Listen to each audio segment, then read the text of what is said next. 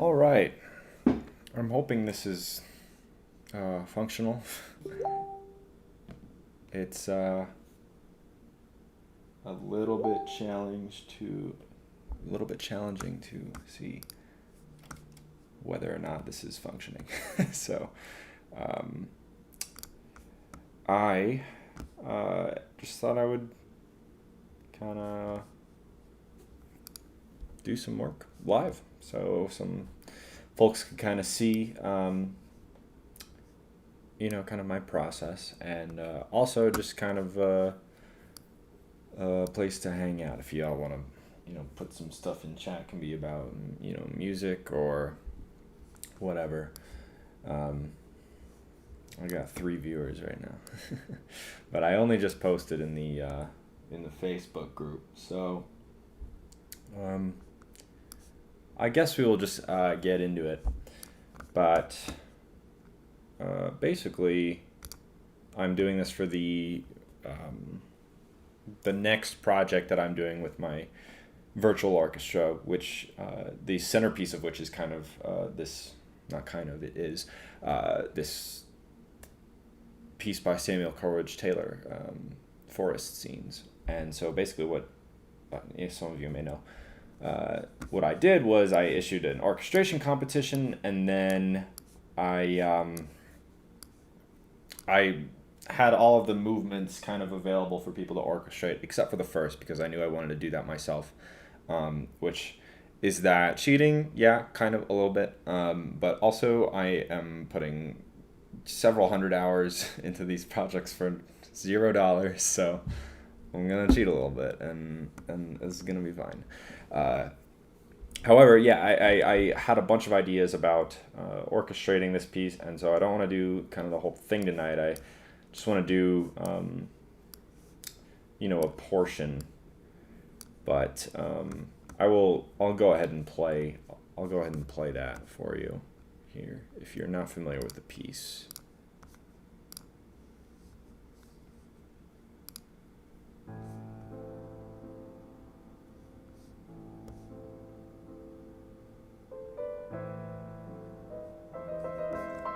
Oh, I can show you this too.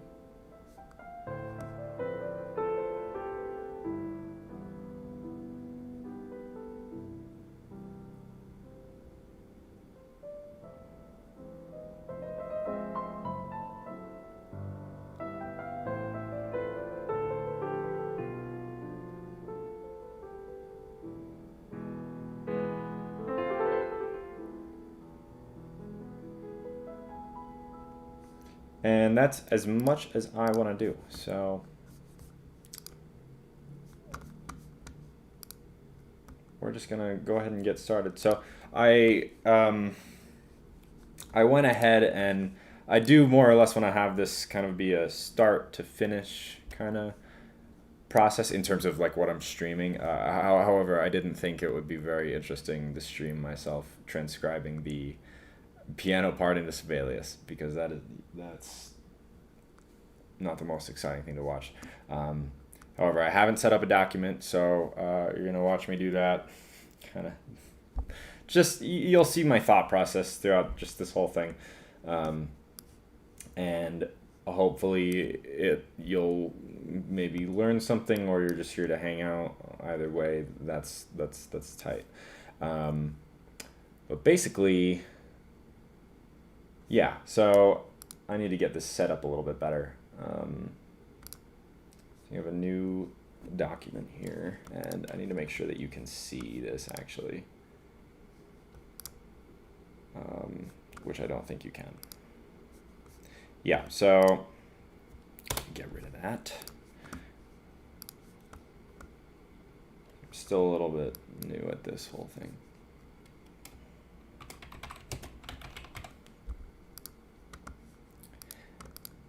Now let's see. There we go. Sort of. Let's make that a little bit smaller.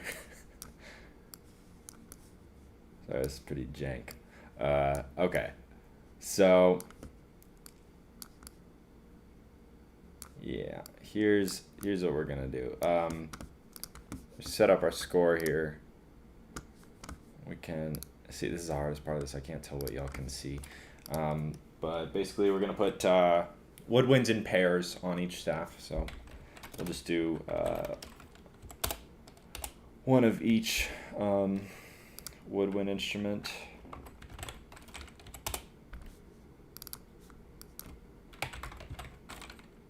Clarinet's in, I guess, A.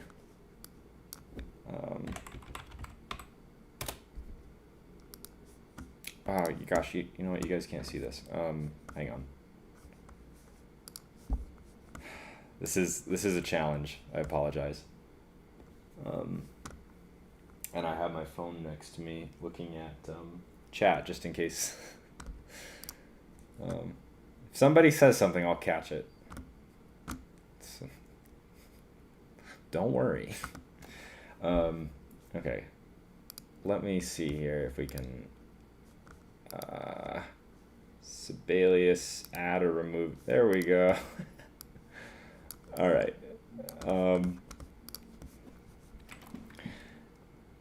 Okay. Bassoons. We want horn in F, no key, and we'll do 2 of those. So I will probably add auxiliary woodwind instruments. But it'll be kind of during the orchestration process, because I have a few ideas for what I want to do with this, but I have not, prescribed everything, which is why I'm sharing this, because I thought it'd be kind of neat to kind of show people my thought process while going through all of this. But yeah, so this isn't like an end-all be-all situation. I'm gonna only do 2 trumpets, because I don't think that this piece is necessarily conducive to a lot of brass writing, and we'll do 2 tenor trombones and tuba. And then so what I do for percussion, if I don't know what the hell I'm doing, I will just add 2 of these. I'll add timpani. And so if you're not familiar with our previous projects, my virtual orchestra, basically, that's also on my channel if you want to check it out, but basically kind of like all the other virtual ensembles that people have been seeing kind of circulating around the internet. But kind of the beauty of it is that I can ask for kind of as much as I want with this, and any composers or orchestrators writing for this group can kind of ask for whatever they want, and it doesn't necessarily have to fit into the standard, because this is not a standard situation. So that's kind of a cool thing. Let's harp. And then the strings. Oops. And I think that is that. That's that score set up. So we want 2/4. We'll do all this stuff when we get in there, except for the no key signature. It's in A minor, and I'll do that stuff after the fact. Okay, so this is the real kicker, isn't it? This is what you actually need to see, and you can't see right now. Get rid of you, and just bear with me. Just bear with me. I am not a professional at this by any means. And we got Sibelius Untitled 2. Fantastic. I wish it wouldn't appear so large in the thing.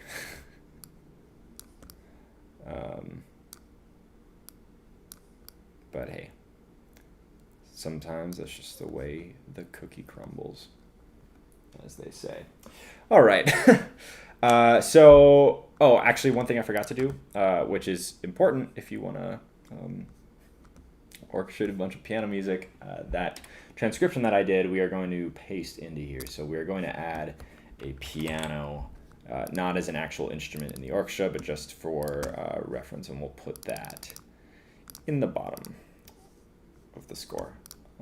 So that's great. And oh man, I'm using a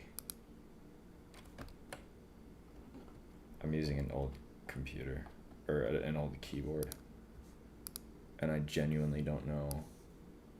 Okay. My F3 doesn't work. I can't. My keypad broke, and all this stuff happened. I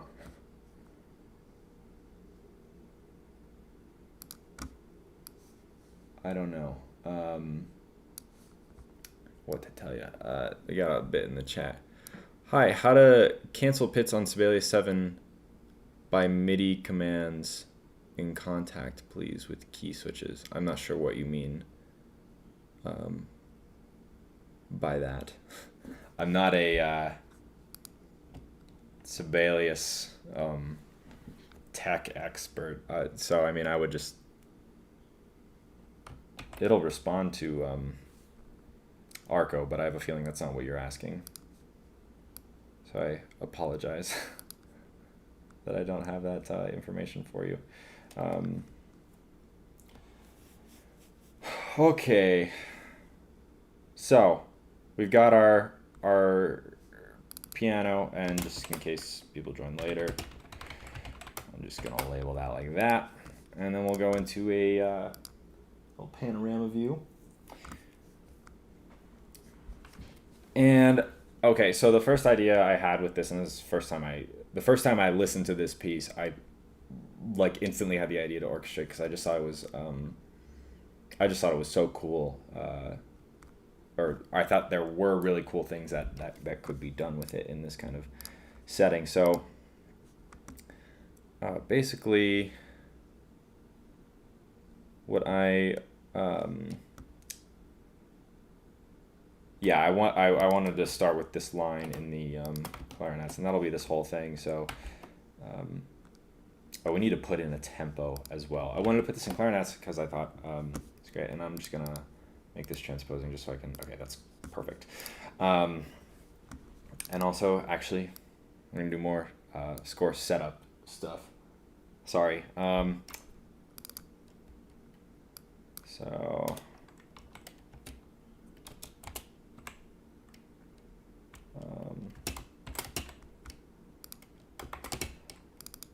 just so everybody, no matter when they join, understands what's going on. I gotta.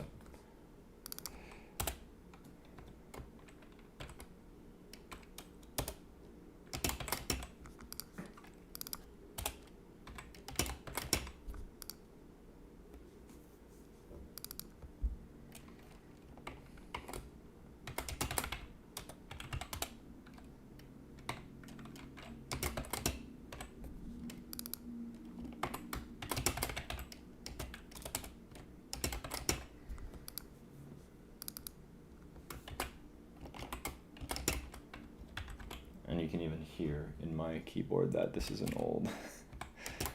old keyboard.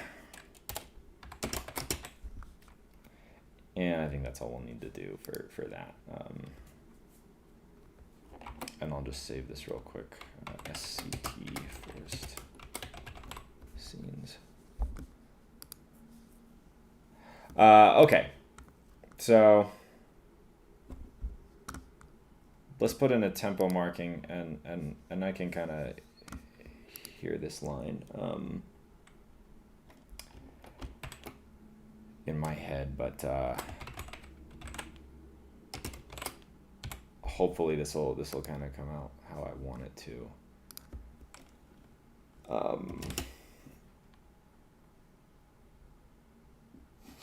Ernesto says, haven't you heard mechanical keyboards are in? I know. I wish let me show you this thing. This is such a ridiculous. This from like 2005 is what I'm working with because my keypad broke, which is really a bummer. I'm gonna have to open my bedroom door because I am sweating. Just give me one sec.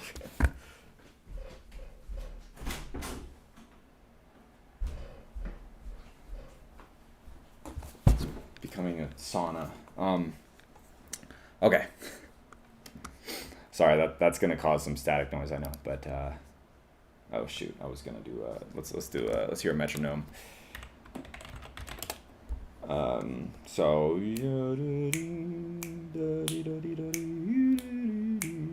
around there.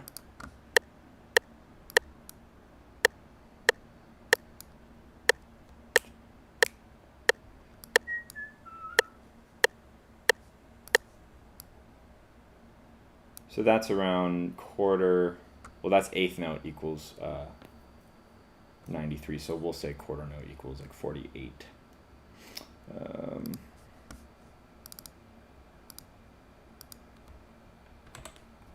Unless I'm totally blanking out on something. But, well, let's just hear what that sounds like in the piano.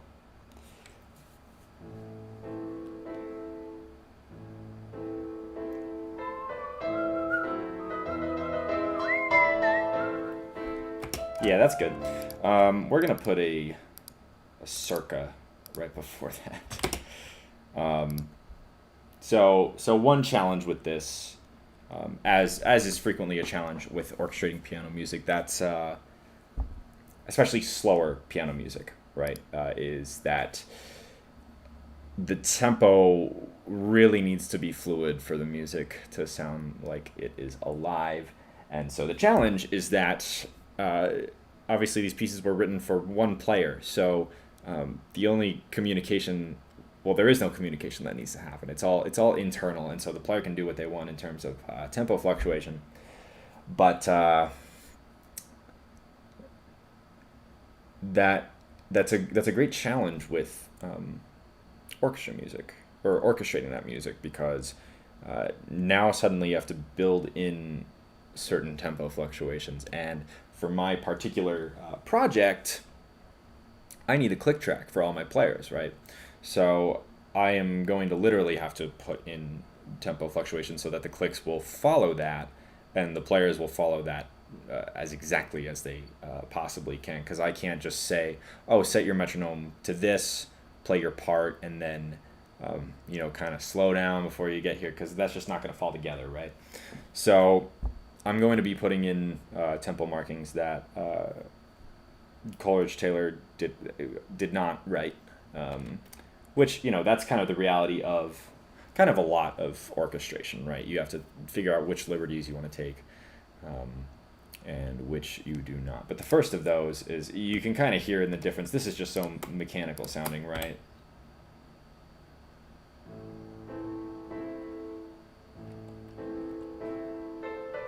Like it's really, really, really metronomic, which is the opposite of what we want, and that's just really lovely flowing music. You compare that to this, right, which is wonderful. There's just a little bit of a lilt to it, right? So we're going to have to kind of build that into the score.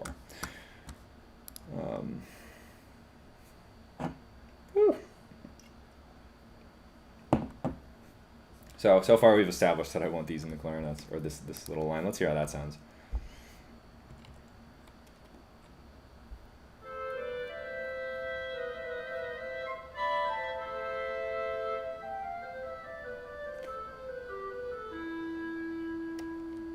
Let me tell you, it's going to sound a lot better on real clarinets. Yeah. I'm just going to listen to that again, because that really just messed with my actual internal image.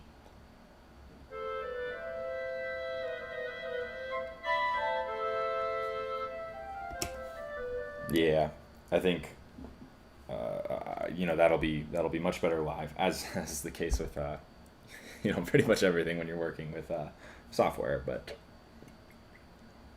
I think that especially, I definitely have an image or a way that I want that to sound. But I am going to keep that. What I'm going to do, though, so what I've done for the piano transcription is I have, other than the pedal markings, I have translated everything pretty much directly. And so this is another thing where we're going to have to violate some of this, because there are ways we can make it more idiomatic and make it written for the orchestra, not for piano, because that's kind of our job here. In fact, I'm even going to take out this accent. We're just going to get rid of all the slurs and all this stuff. We have the piano for reference. Let's see. Oh, I'll move my keypad in here. I don't know if y'all can see that or not. It doesn't really matter.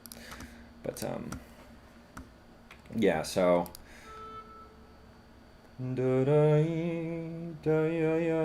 I think this is a slur. That's a slur. And then once we have that range, a little bit of a skip, that's another slur. Right there. And so obviously we only have 2 clarinets, not 3. I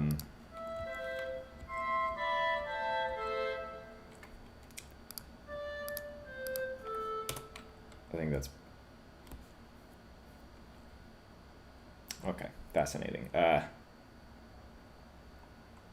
I think what we'll actually do then is take out these middle. Oh shoot. Okay. We can get something in there that'll cover those notes. That'll make sure that that chord is filled out. But for our clarinets, we'll just have that, and then we're probably gonna scrap. I mean, we'll keep the architecture, but we'll want to do our own kind of dynamics. It's already cooling off. Praise God. I'm gonna get rid of these accents too.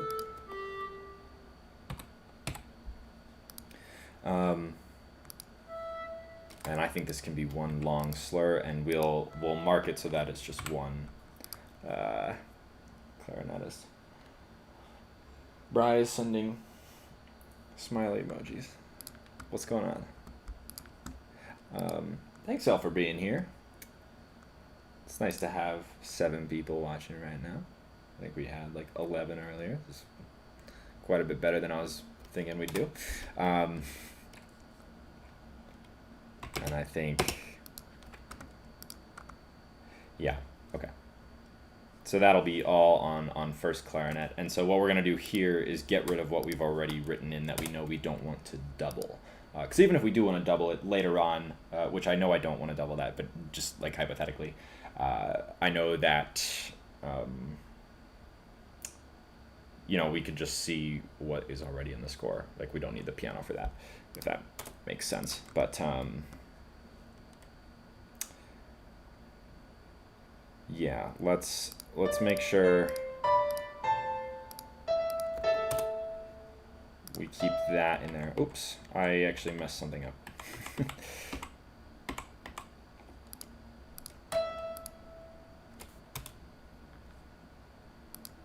So, okay, so this second clarinet goes up to this E. I think whoever will have covered this E here will also be on that pickup. That's fine. That's going to be so nobody's going to notice that. Excuse me. And like I said, if you were not here at the beginning of this, I'm only orchestrating this little first phrase here this evening. We've also got all of this done as well. And okay, so here's the kind of crossroads that I haven't kind of internally decided, which is, so there's a second statement of this, right?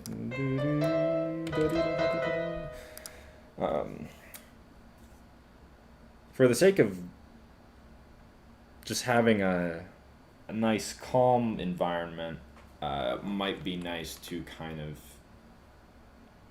keep it in the clarinets, but I also don't want this, this is not a long piece, so I want to make sure that I'm using a kind of wider range of the orchestra, if that makes sense. So I genuinely have thought about this, and I'm not sure quite yet what I want to do. So what we can do instead right now is figure out how exactly we're going to do this left hand stuff, which there are a few pretty good candidates. We could pretty easily translate pretty much all these chords into chords that would fit really nicely on a string instrument like the cello. You know, we could do something like, you know, I'll kind of show you what I'm thinking.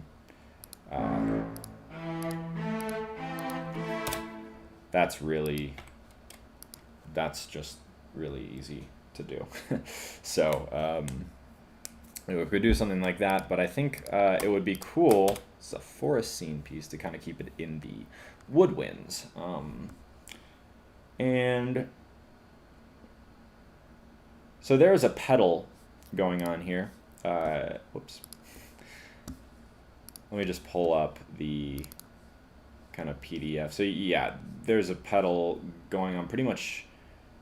Well, it's either every bar or every half bar pretty much throughout this entire first section. Maybe I should have translated that as well. I just didn't want that to be kind of, I don't know. I didn't think it would be particularly useful because I have the score next to me anyway. I says, "How are you, mate?" "I'm good. I just had my second day of senior year of college, and it's friggin' weird, man."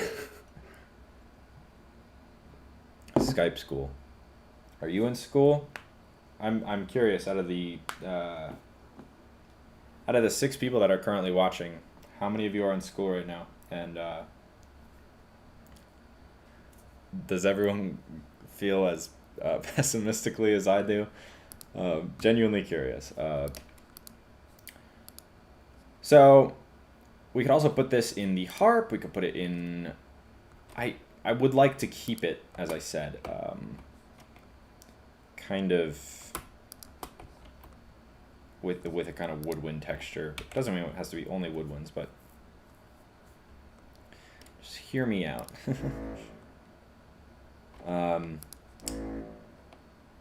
Yeah, we can obviously get rid of all these out of range notes. And so I'm trying to think. No other woodwind in what we've got going on here can accomplish this. However, what we could do is add an English horn, which would blend very nicely with the bassoons. It'd fit kind of right in. But I'm not sure. It might.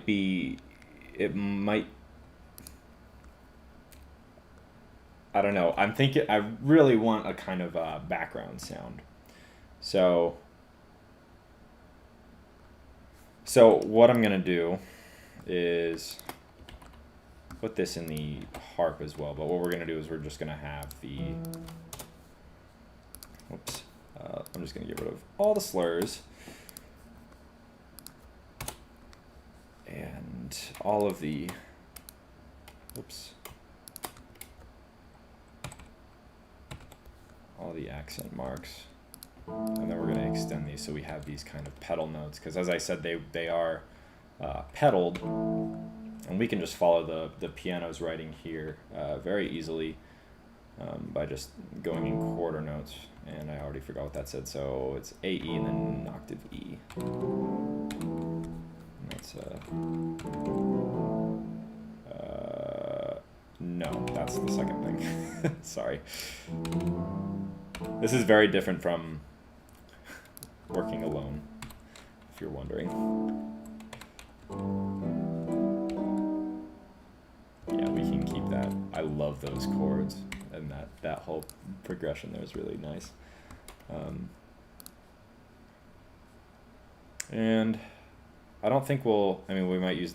I don't think we'll use the right hand of the harp at all in this section here. So, little trick is that what's likely going to happen when we make parts and engrave the score and stuff is that this line is actually just going to be one staff one staff for the harp, so just the left hand. So we're going to put our dynamics below the left hand, even though normally we would not do that. And this is piano. Okay. And I'm just gonna check dynamics. And there's a crescendo to bar 4. A mezzo forte in bar 6. That's right. Yeah. Sorry, you can't see this.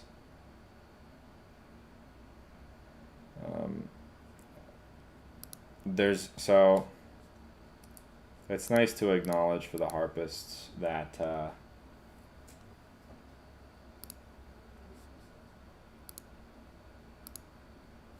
whoops. It's nice to acknowledge for the harpist that, as well as any instrument for which this is the case, that they can't diminuendo on a single note. So, do that, do that. Oh, they can't do that either. So it's nice to have that, like, parenthetical stuff, because otherwise, inevitably, you're going to have a player who's like, how am I supposed to crescendo if I'm just playing the note and then it's just ringing? And really want to avoid questions like that. There's fireworks going off. Camden Hunt says, yes, very odd. I assume that's in response to my school question. Yeah. Very, very odd. I'm assuming we are going to get shut down within, most bets are September 10th. That's the kind of joke, which is unfortunate, but so many people are just not taking this seriously, which is a real shame. However, Camden Hunt says, yes, online class is very odd. Yeah. Yeah, it's weird, and it's exhausting too. It can be really just not fun. I literally had a friend text me today who said that she fell asleep on the second day of school, which is I don't know. I'm so appreciative. So many professors are kind of acknowledging that and be like, okay, we're gonna stand up and walk around every so often, and kind of be proactive in countering the kind of exhaustion that comes with this whole situation. Excuse me. Okay. So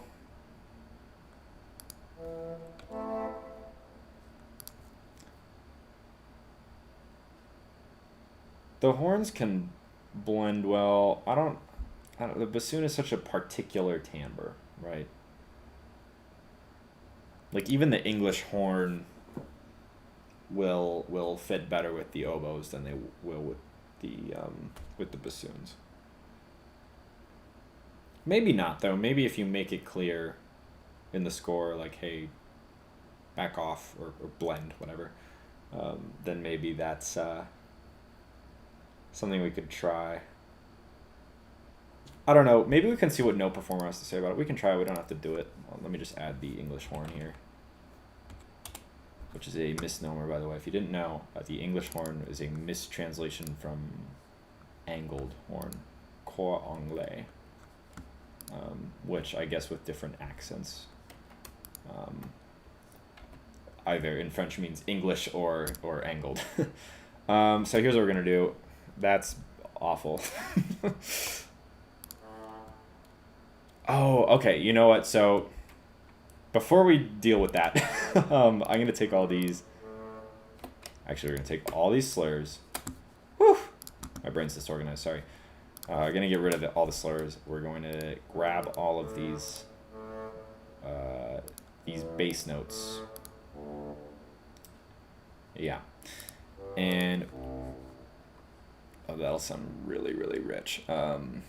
We're going to bring them into layer 2 here. And then we're going to deselect what we want to be quarter notes. We're going to make all those half notes. And then we'll make these. Nope. We'll make these quarter notes. So now we have more of an idea of what's going to be going on, and we can get rid of all the sorts here too. Now we're going to get rid of all these ridiculous out of range notes. Oh no. Whew, okay. I gotta grab these. Yeah. So now we have a tertiary problem, which is that I've just eliminated the second bassoon as an option for someone who can participate in these triads. That's okay.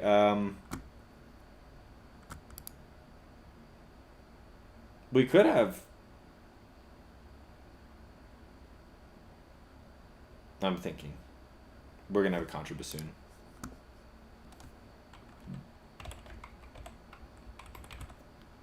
That's my solution. I don't want to have to get too finagly here, so the simplest solution is to give this to the contrabassoon, and we're gonna put that back. And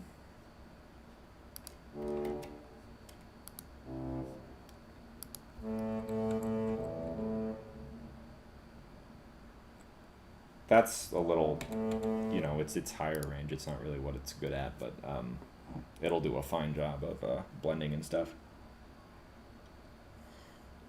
So now the issue is, how do we arrange these guys? And I think I have an answer. Maybe I don't. Okay, my first thought, let me just walk you through what I was thinking. My first thought was, okay, we can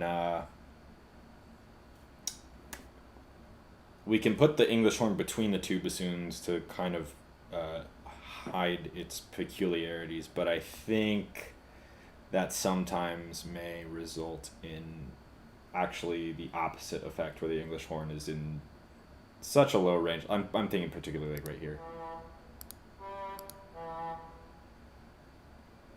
It's gonna not be able to blend as well, is my thought. So we might just put it on top, unless...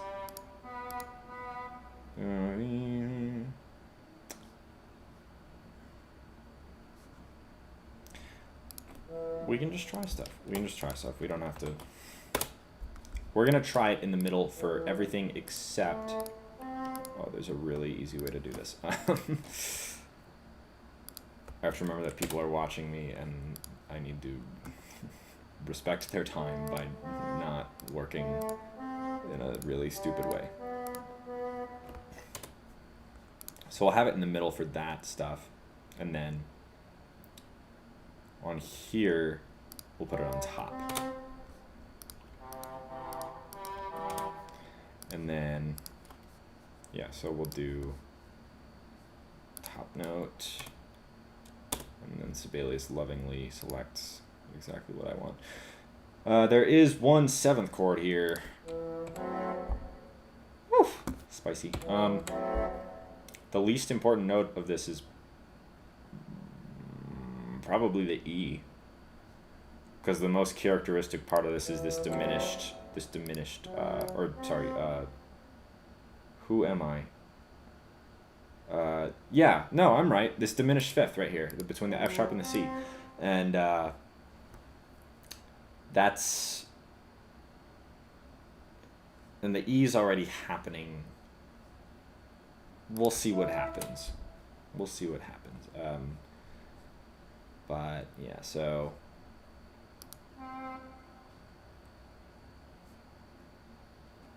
Yeah, that's a bit odd, isn't it? Let me just hear kind of the lines that are in this.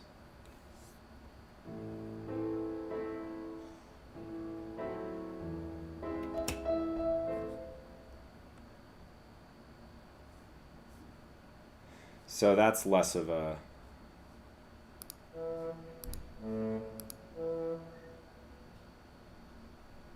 Hmm.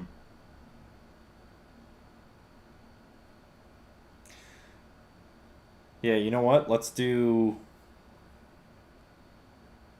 We'll have bassoon 2 alternating between. It'll do this eighth note pattern here. We just need to figure out, again, which note to get rid of. So I think in the interest of preserving that diminished fifth in the bassoons, we can keep the A there. Let's just see if that's... Well, you know what we need to do is slur all of these.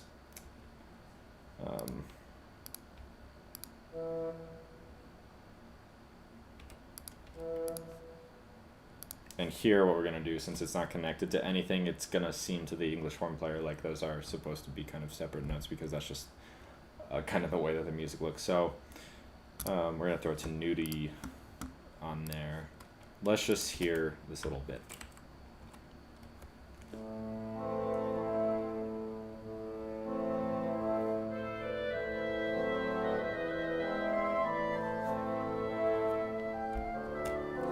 Great. That's exactly... Put my headphones on too much and I can hear myself talk.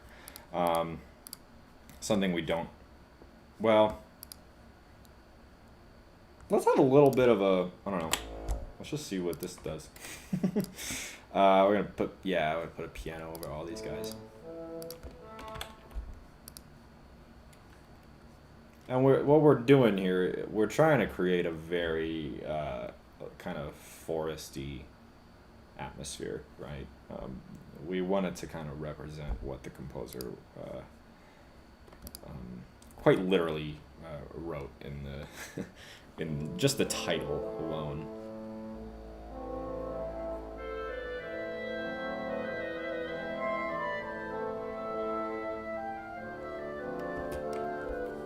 Yeah, that's nice. And then you know what we can do to differentiate? We can keep it in the clarinets, but then we can add like a nice low string thing going on.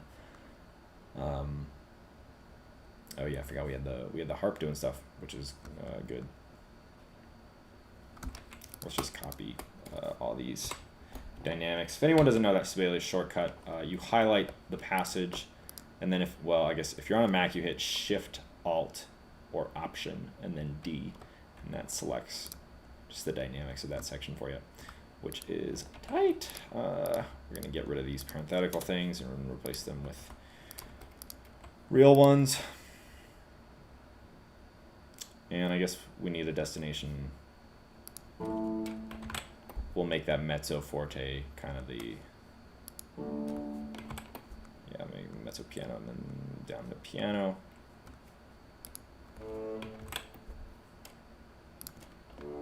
Just really kind of slight increase and decrease.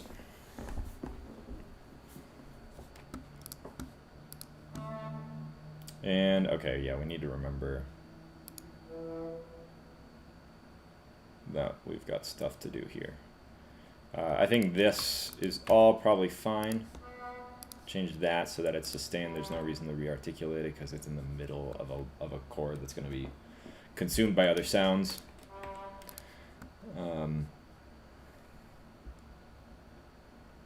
You know what else would be cool? This is pretty much the same thing as what the harp is. I mean, the same kind of vibe, meaning I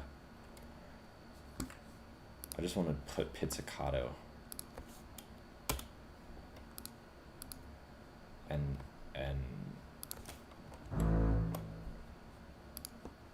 yeah, that's... And we'll keep those parentheticals because they, you know. Let's just hear these guys.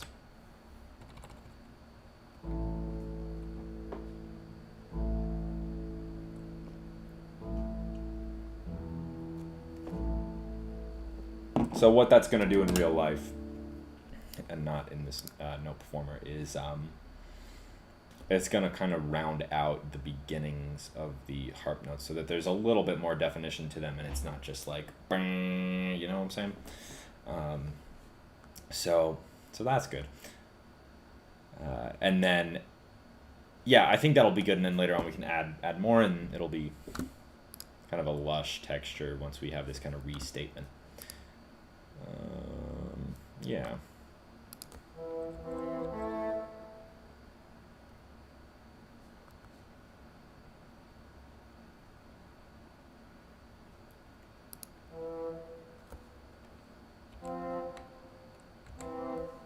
I'm trying to think here because I don't really want to have this second bassoon.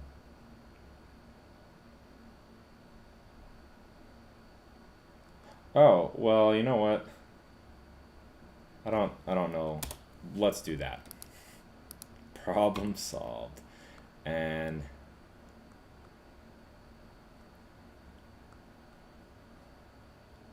maybe not though. Maybe not.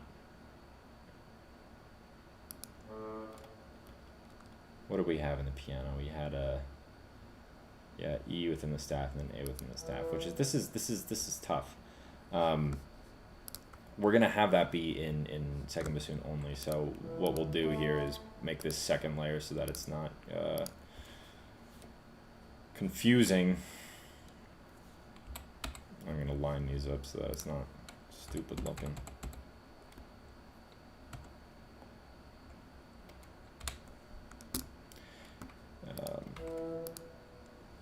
Yeah, that's the move. My genius. Okay.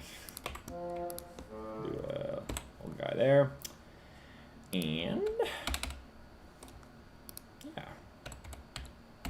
This is working out. This is, you know, if you really have a texture in mind, you know, the software might not do it, you know, exactly how you want it. That doesn't mean you should stop pursuing what you had in mind, because I think you know, if we nuance this enough, and I think we're doing a good job here. I think this is fine.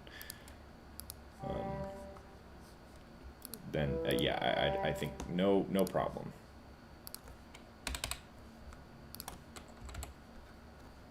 Oops. Can extend that so that it's not. Again, we don't really need to re-articulate. Again, we're writing, we're making it so that it is written for the orchestra, right? That's kind of the meme, as the kids say.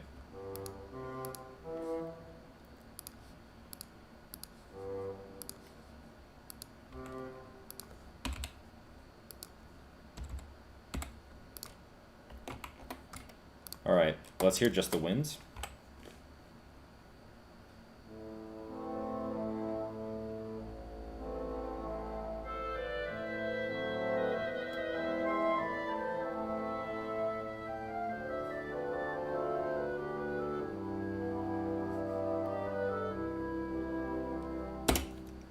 Awesome. That's going to be really lovely once we put in the appropriate tempo fluctuations. I think that's going to be really great. And I also think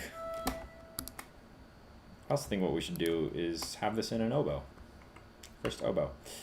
Let's see.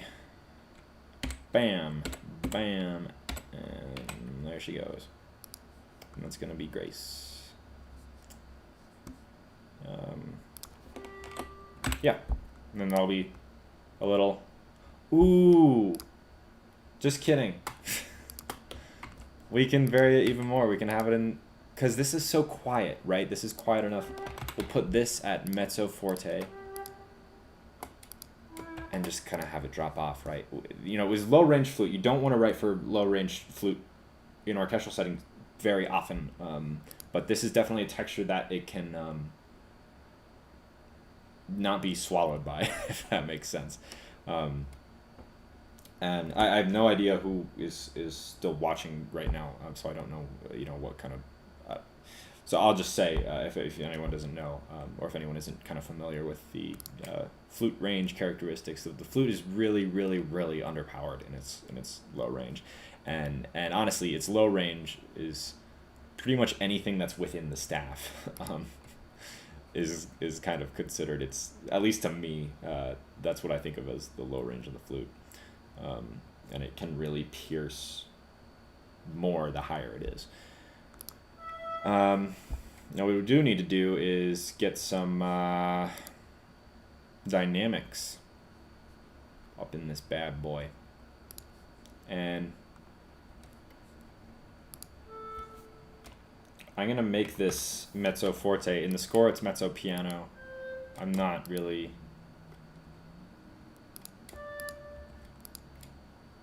That would mean that that is almost forte, though. So maybe we'll do a mezzo piano.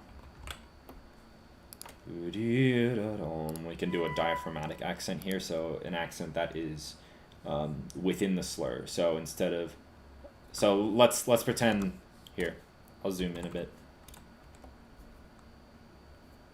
Let's pretend that the accent were on the beginning of this slur here, right? So you have da da dee da ya ya ti ya da da, right?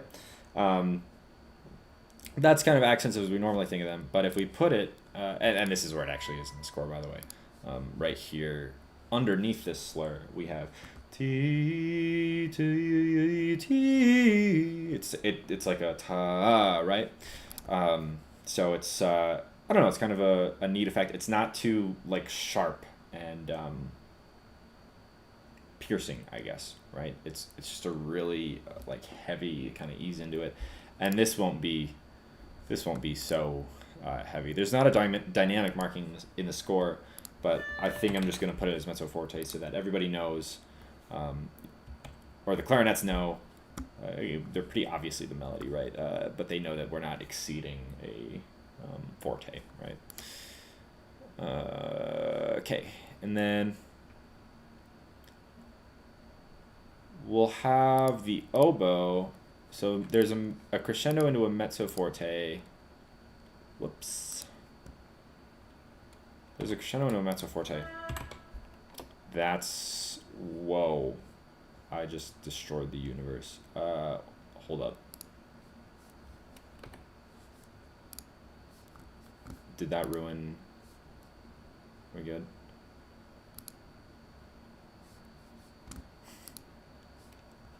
Whew.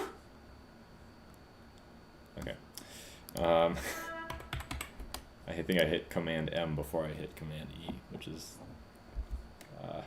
that minimizes the screen. Cool. So that's kind of what that looks like in the score, and we'll... You know what we should do, though? Let's put a dynamic. Let's drop her down to pianissimo, and then make it a half note. So it's very clear, kind of just taper kind of out of existence, very, you know, we're not hearing an end of the note where it just goes away. All right, let's hear that now.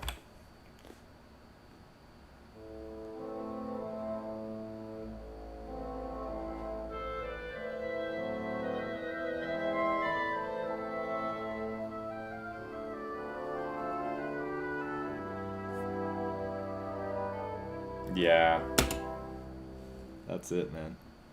That's it. That's awesome. I'm really happy with that. So, gosh, I'm trying to think. We did leave out this E. It's fine, though. We have E's in other instruments going on there. I don't think that's particularly worrisome.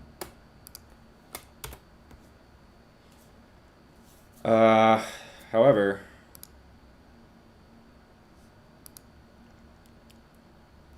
what we do need to worry about is this.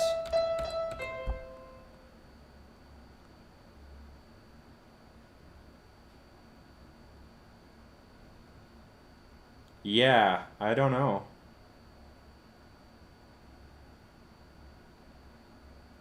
We do want to have those full chords for sure. You know, I definitely don't want to leave that out.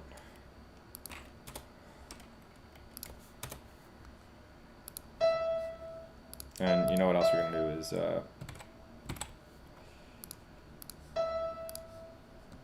whoa. That's gonna be it. That's gonna be what that looks like. And I think it's going to be in a wind instrument.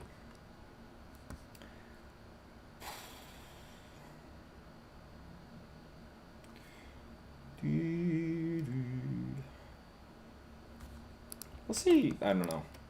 You know, one thing, No Performer does an okay job of balancing. Definitely a lot better job than most other software. So we'll see if this is kind of. I think this might actually be the move. But we'll see what she has to say. Actually, let's hear the whole texture here now. You know what was kind of screwing us up, though? Well, that's fine. I realize now that earlier we were also listening to the piano, which is not great.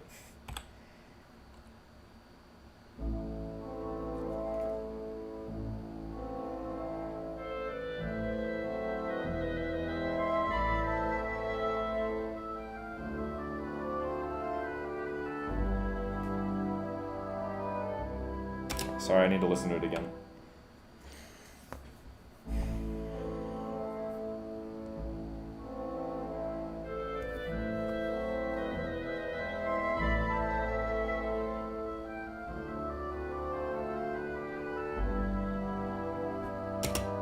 I screwed up that rhythm.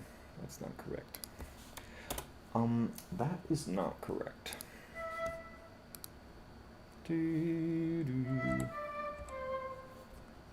That's it.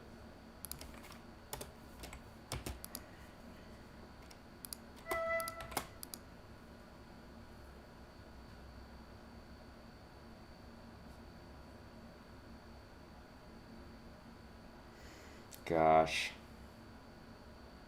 I'm trying to think what a solution could be here because I don't really like how that sounds. And in my head, I don't know. It's too like shimmery, right? The clarinet is not shimmery. It's very just like pale and I don't know, the flute is just more that timbre is gonna color it too much, I think. So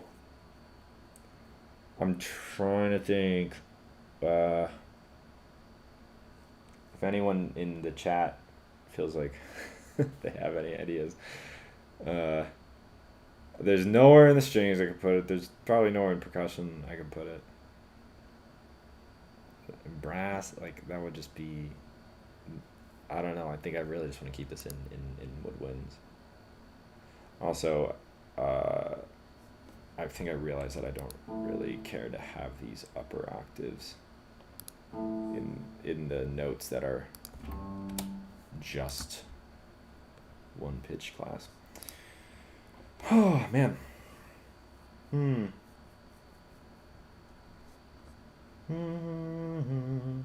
So a couple thoughts I'm having are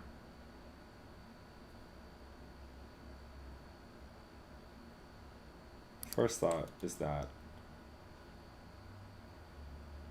frick, I don't try not to swear on this channel.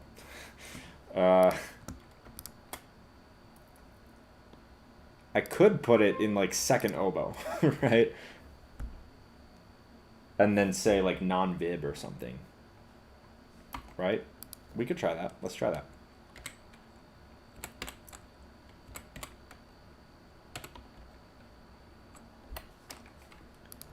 So this will be oboe 2. It's non-vib. Oops. Let's just see. Let's just hear these two staves.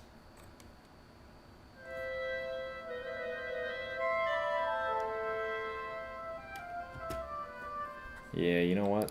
That might just be the move. And then I'm gonna put this in here. It's not gonna remain in the score because it's just there to change the MIDI sound. However, we do need to remember to put it in the score the next time the second oboe plays, and then make sure that it only goes in the second oboe part, which, you know, I'm sure that'll be fine.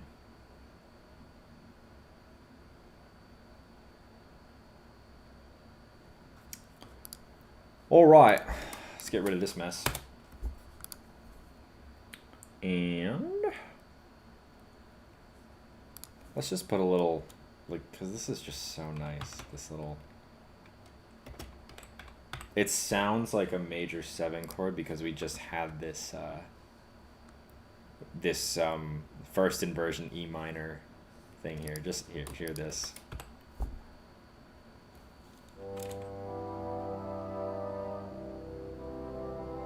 Like you can still hear the B. That is kind of, the sound carries over from the previous bar, just like mentally, which I love. We'll do a little crescendo here. We'll mark all this up just so that it's quite consistent.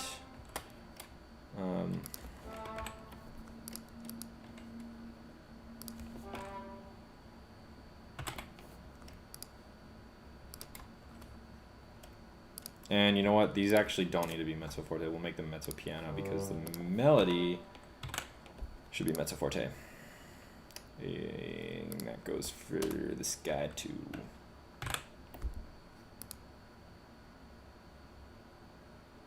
Yeah. And this guy. Sorry if that was loud. The microphone is sitting right there.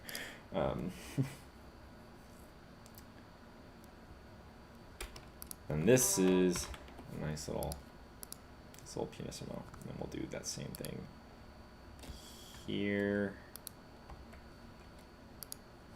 Yeah.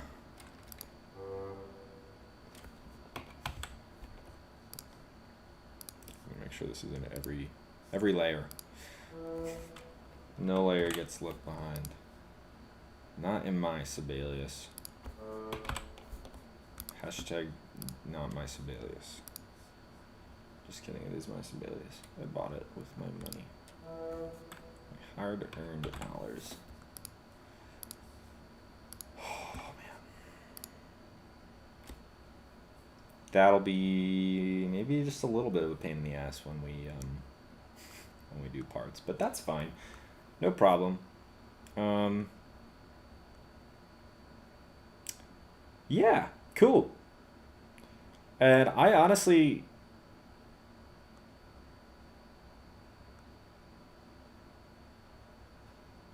okay, here's what I'm gonna do. I'm going to copy this entire thing. Bar 7, 8th note pickup. So let's do some of this stuff. And okay, just bear with me. We are going to get rid of the dynamics. We're going to get rid of the slurs. We're going to get rid of this last thing here. Oh, yeah. You know what? I should, we're going to add that bar line because that's a start repeat. Right on that 8th note. We'll deal with how we're going to do the fermata later because everybody needs to know that there's a fermata there. It can't just be in one part. But what was I going to do? So I think we're going to expand the range, or the timbral range rather of what we have on this kind of second statement of this melody. I think I want to add some arco low strings, but I'm just going to figure out what we want to keep the same in the winds. And let me just see here. This may all be different. Yeah, I don't think there's anything. Yeah. So we don't want to have a total shift in the timbre, right? Because that would be a little bit jarring. However, we do want to add stuff, but let's just figure out. I have these bad boys, and that'll be here, I guess. Holy God.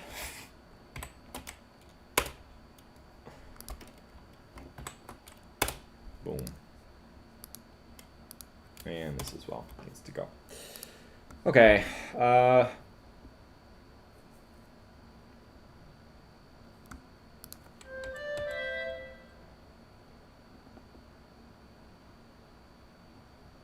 Actually, we could put it in the flutes for a very similar effect.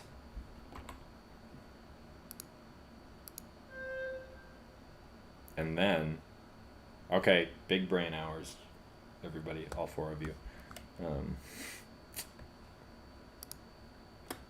Here's my thought, is that we do this, and then we actually are able to, let's deal with our left hand action for now.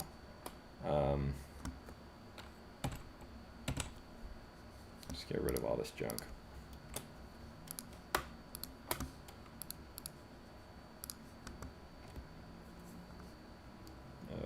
Yep, slurs. Okay. Sorry, I'm gonna zoom in. I bet it's probably a little bit blurry on the stream, so I apologize for that.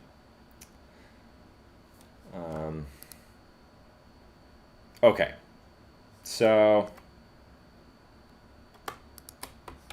this is cool and all, but we're gonna ditch all of the top notes, and then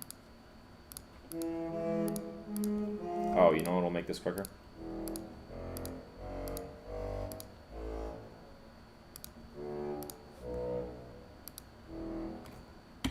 Boom.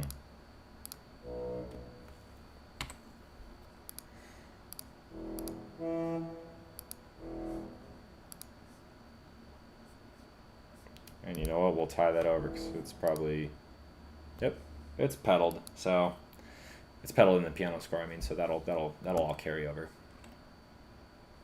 Wait a damn second. That doesn't make any sense. No, it's not pedaled. Sorry. Geez. Oh, we can do. This is fine. This is fine. There we go. That'll be lovely. And then we'll want to dovetail something on the. There's a thing going on up here, and there's a bass part of that too. I deleted it, but it's down here. Okay.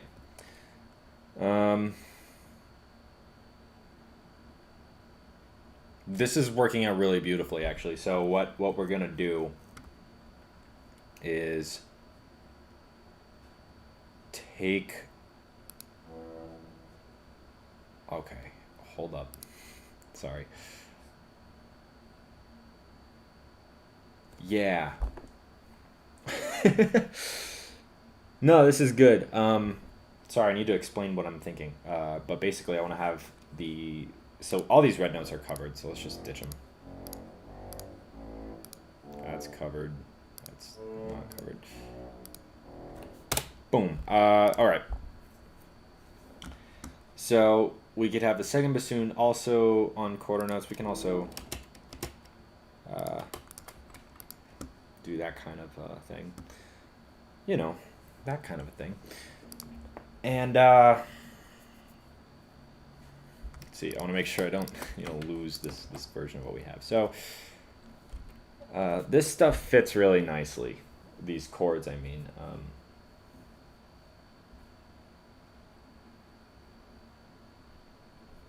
So we can put them in bassoons. Jeez, man.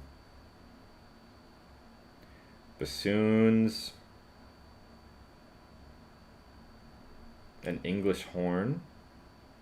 Or they'd fit really nicely in bassoons and clarinet, or one bassoon and two clarinets. That might be it. I think that's it.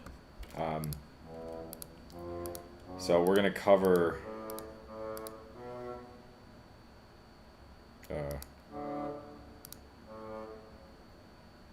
sorry. Excuse me.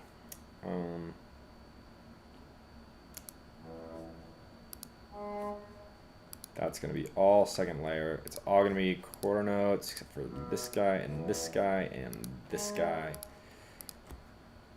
Okay.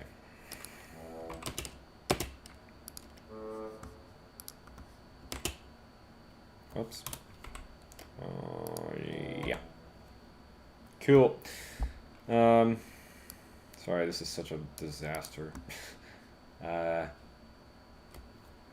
So all this stuff, well, just kidding. I was gonna say all this stuff is in the range of the clarinets, which it is not. But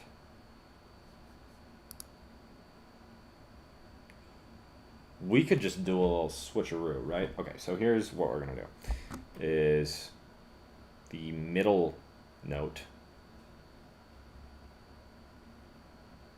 Yes. Sorry. Okay. The middle note is going to be taken out, so we're going to do a little filter. We're going to do top note. Delete. Delete. I think. And then, you know what we actually need to do? Okay, first of all, this is ridiculous.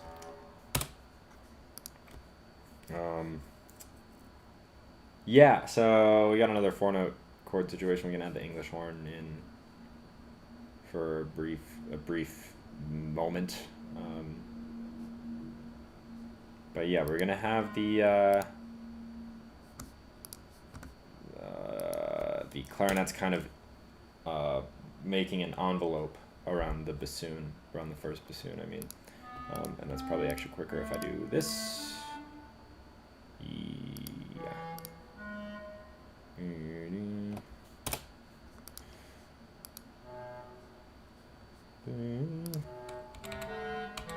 We have to switch it for this one.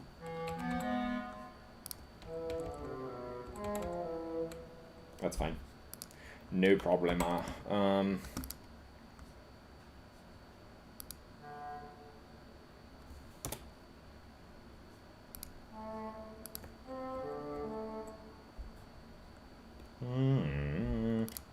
That's fine. For this 4-note chord, look, man, I don't. This is kind of tough. This is a little bit silly to have this English horn just on that, but that's what we're gonna do right now. So now the clarinets in this particular chord right here are enveloping the bassoon and the English horn. So remember, you don't have to score woodwinds vertically in terms of like literally where they are all oh my god, I can't talk, where they all are on the score, just because you know, especially like the clarinet and the bassoon have such encompassing ranges. There are so many different like kinds of voicings you can use, which just really help give a sense of cohesion. And we're gonna make these all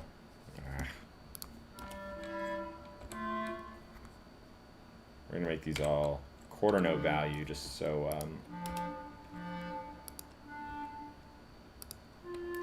that kind of pedal effect is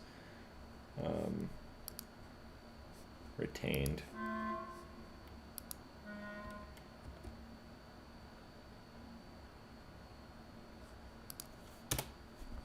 That looks good. I wonder, okay, that's a little bit, since it's an orchestra piece or an orchestration, this enharmonic stuff, really, we don't need to worry about it. At least in my opinion, we can just leave this as G sharps, even though functionally they are minor thirds of the chord that's occurring. It just doesn't matter, because the bassoonist is going to see a G sharp and then an A flat and be like, why? Like, it's not going to result in any kind of train wreck. It's just going to look dumb. If you can bear with my extremely professional language.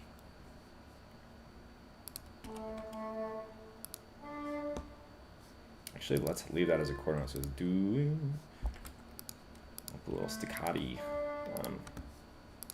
Lovely.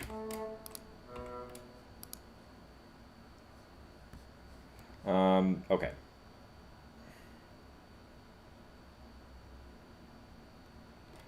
I think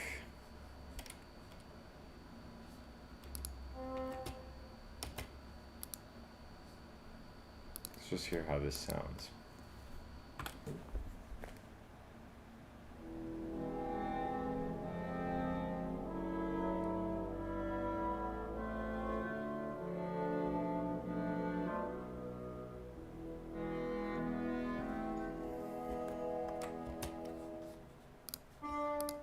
Getting rid of these. I'm gonna hear it again.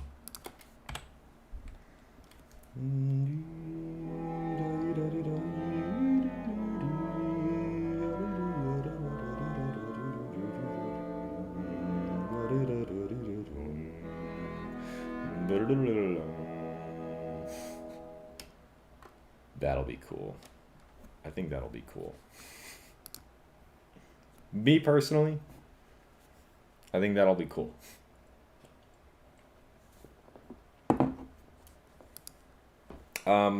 This is kind of a sore thumb, isn't it?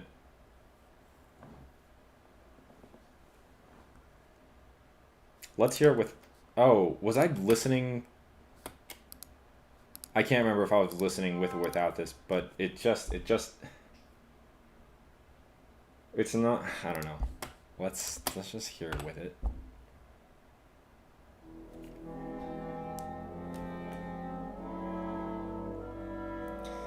Like,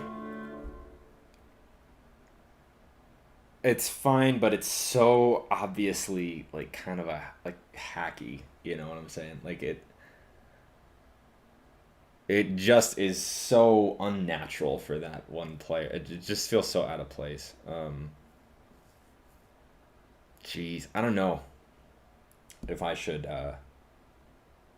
keep that. I don't know, because imagine you're this English horn player and you're playing this stuff that's like pretty consistent. You have a bar of rest. A texture is established that you're clearly not like a part of and you're not going to remain a part of. It is so clearly just like filling in what's missing, which I don't really like that. I had the same kind of qualm about this, right?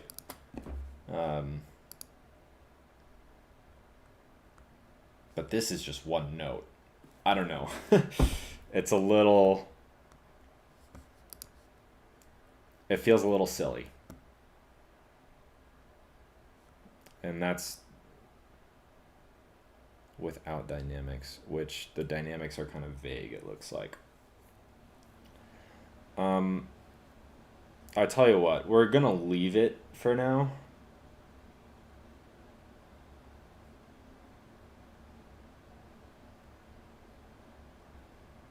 Okay, sorry, I'm just thinking.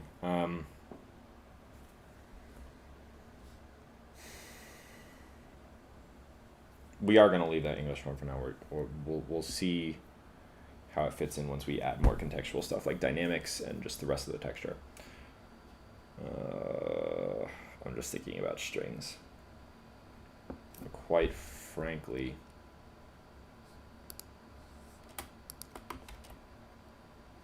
that's pretty evident. However,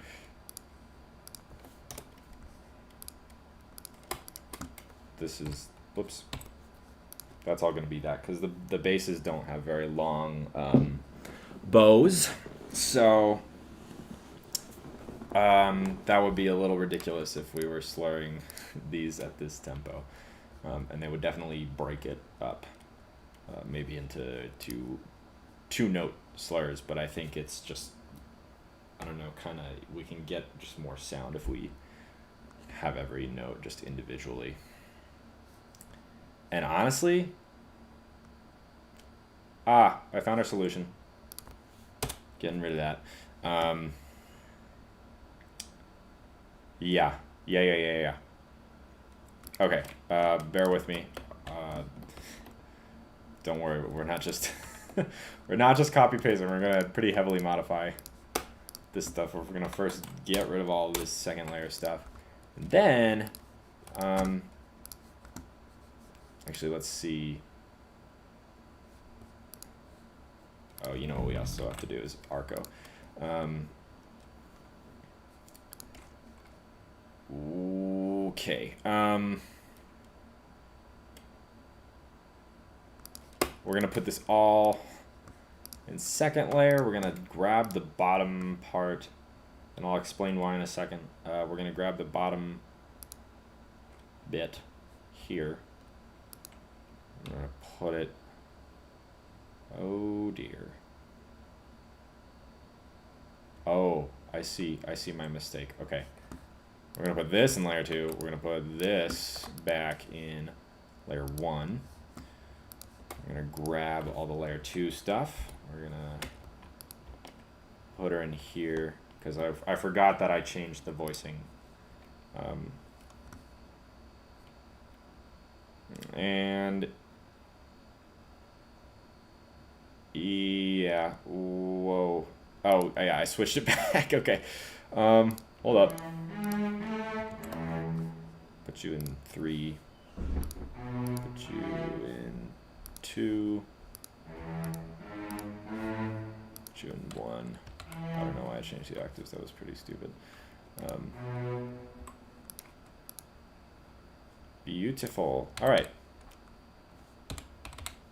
Just want to make sure all these rests are looking spick and span. Oh, 3 down arrows. More for this one. Oh, that doesn't need to exist.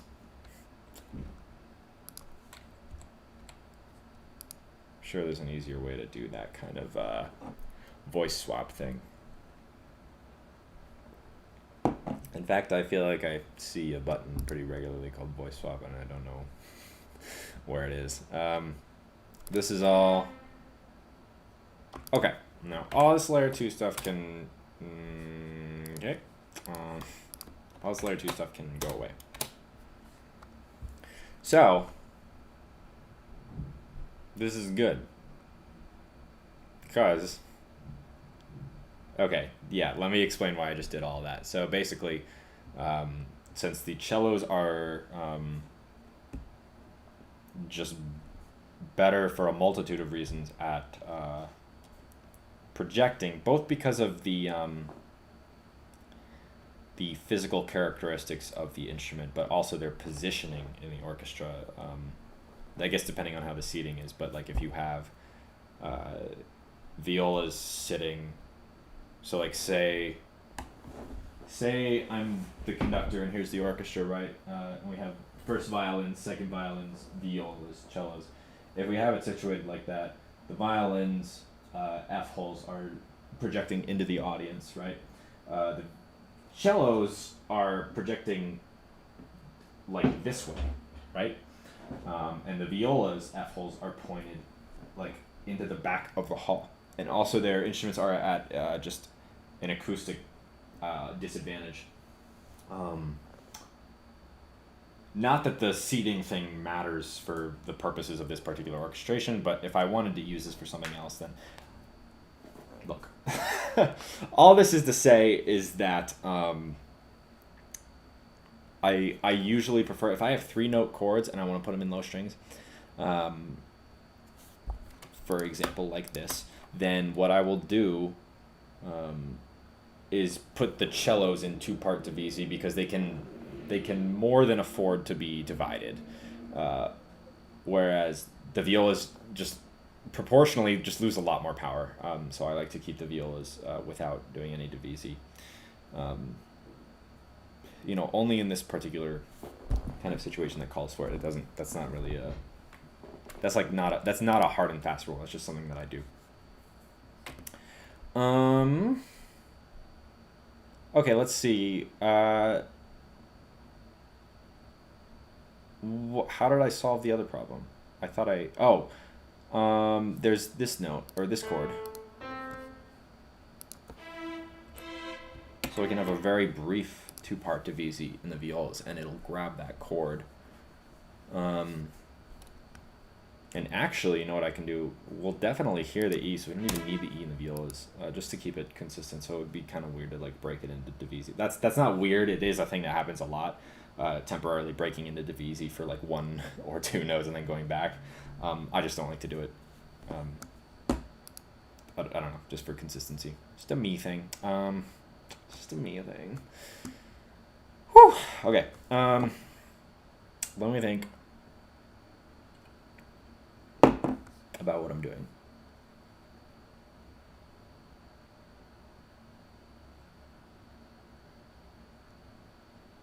Okay.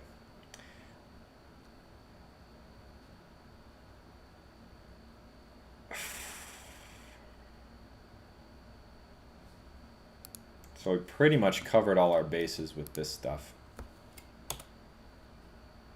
Oh, you know what though? So Coleridge Taylor writes this glissando mark, right, between the hands. And so what we do, since we have a harp, we might as well just grab that effect, even though we're covering it in you know, these other instruments.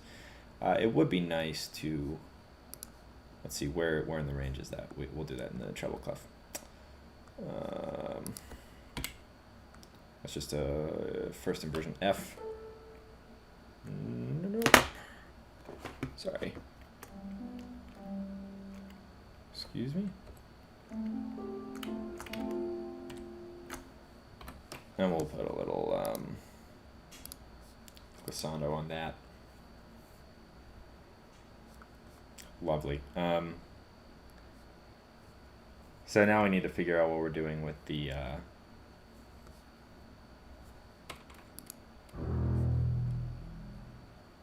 end here. I think, whoops, you never really simple.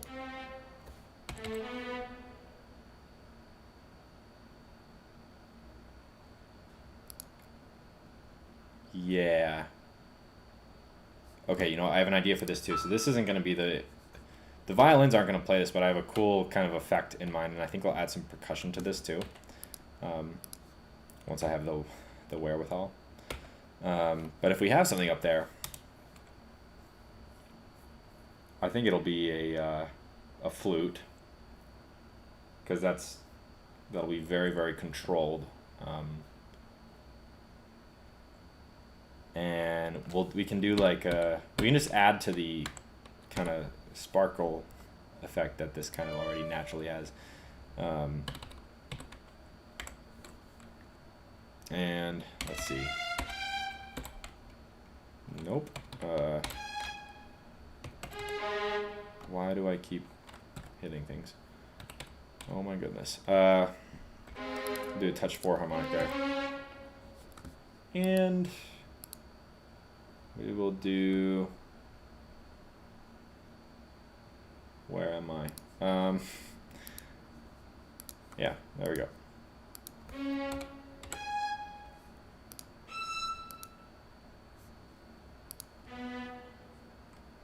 Easy. Okay, this is genius.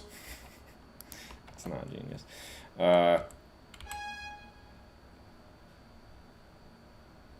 Okay, we'll have the violas do that, and then we'll have the second violins do the B. And then we have this nice little sparkle that'll add to whatever is actually doing this melody, and I'll put little accents on them, so it's like a whoosh kind of thing. And like I said, I'll probably add a percussion thing as well. You know what else we can do? We can do a little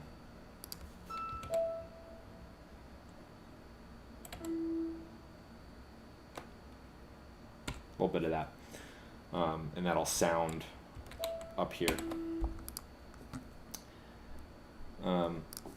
just here.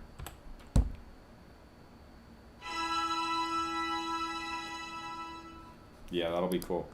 I think I add a little glockenspiel too, glockenspiel action. Again, I don't really know what exactly I'm going to use for my percussion. But that's fine. We don't need to figure that out yet. That's actually something that I will often go back and do after I've kind of written wall to wall or orchestrated wall to wall, like the entire score. Something that I will do is kind of go back and add kind of percussion, decorations, because it's not often something I think of in the moment. So when I go back and I'm like, damn, this percussionist really only plays one note throughout this entire orchestration. It's like, okay, well, what else can we do to kind of shine this up that maybe this player can help with? Because I don't know, for me at least, it's I know not everybody thinks this way,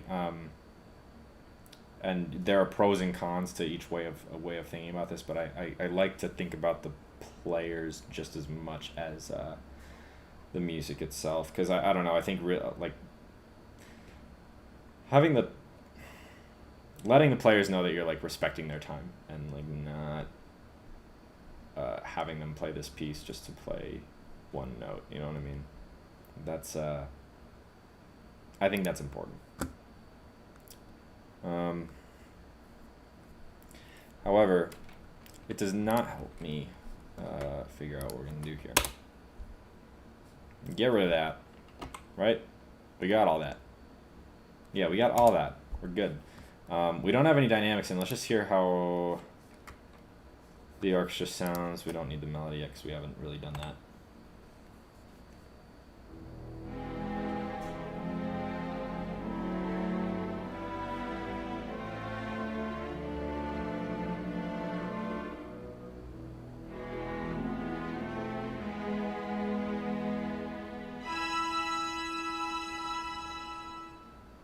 Cool. I think that'll work great. And a thought that I had while I was listening to it is that the horns could actually just double the clarinets, honestly. Right? Let me just hear this in this range.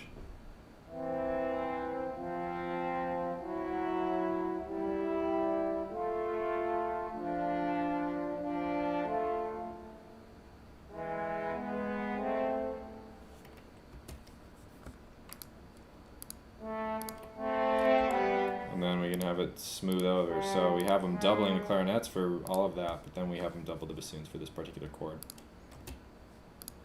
Just kind of smooth that over. Yeah, I think it'll be great.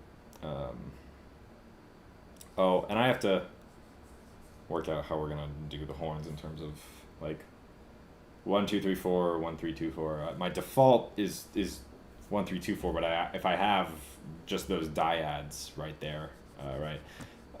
This should go into horn 1 and 2. Also, I just realized that I labeled both of these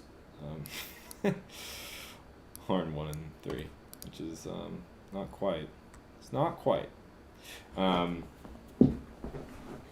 figure that out in a bit. I'm still figuring out how that all works, but that's, yeah, it's just something I gotta figure out. Let's go ahead and figure out this melody, so then we can figure out that little dovetail thing.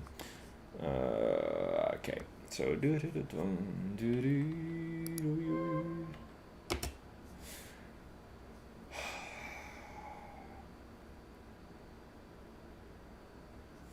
we'll do the same kind of thing.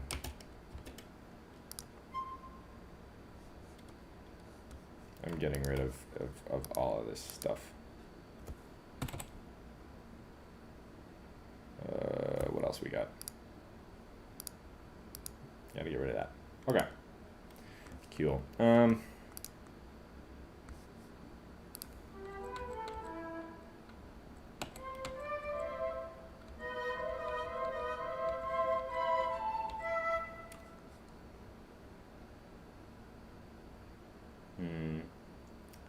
Which note to take out? We'll do it the same exact way that we did it before. That's not correct.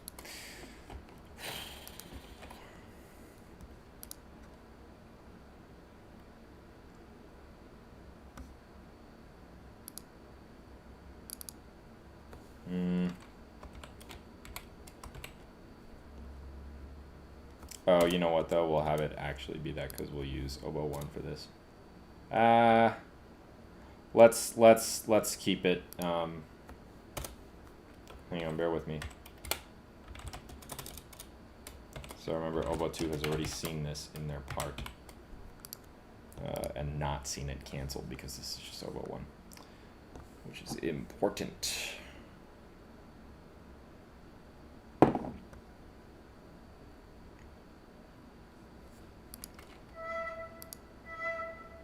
What the hell did I do over here? Oh, it's different notes. It's different notes, of course. Oh, man.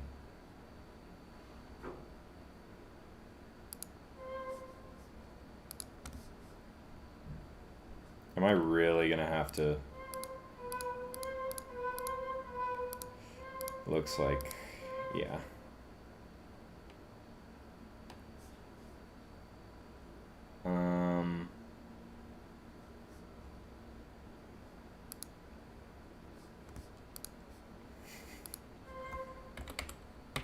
Okay.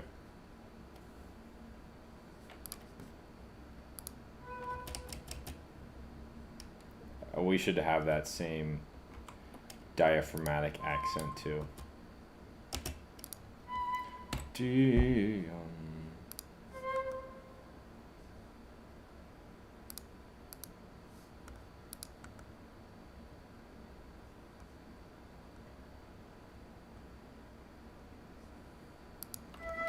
And this will just be flute 1.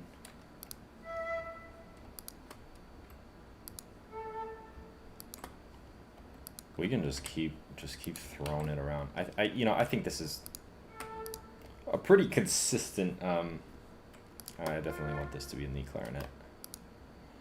Ooh, except this is pretty. I don't know. You know what? Okay, I have an idea. Let's actually double this until.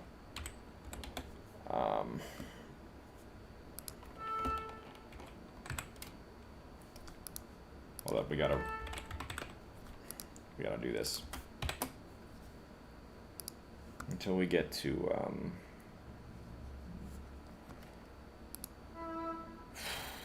This is gonna be tough because this is such a pianistic little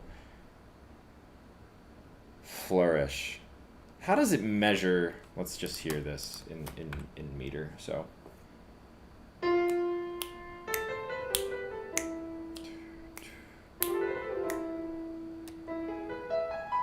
Yeah, that ain't.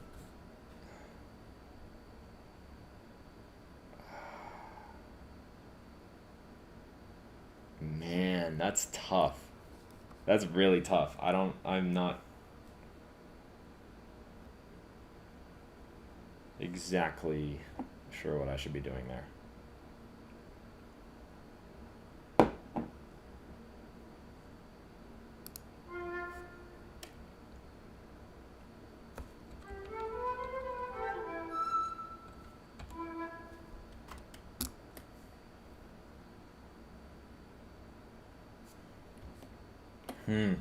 Okay, let me explain what my debacle is, which is that I want to use grace notes instead of a non-tuplet because that would be like very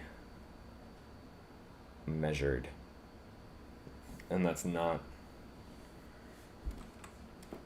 Well, maybe if I put a writ.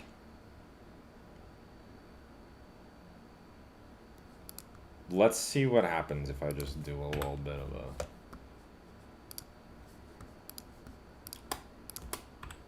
Let's see.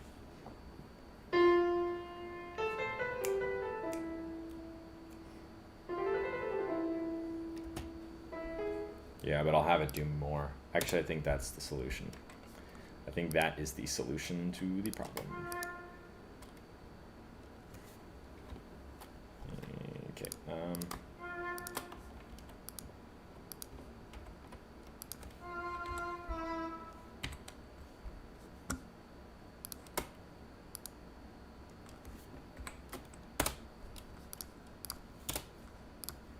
But I'll do that later.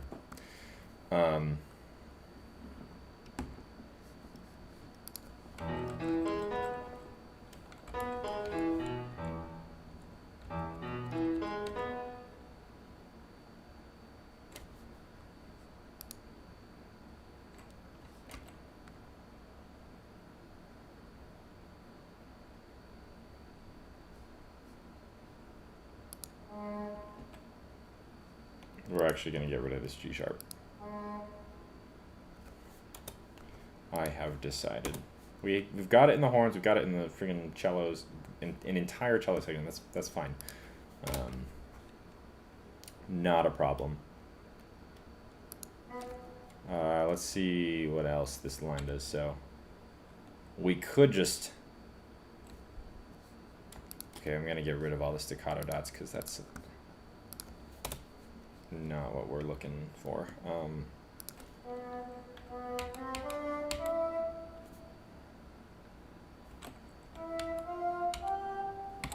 That's how high we'll go. And we'll take those 4 notes. Okay. Just bear with me.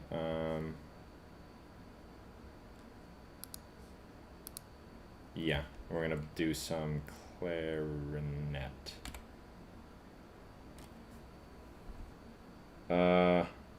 Are we? Yeah, we are. Okay, so we're gonna do 6. This is just kind of finicky.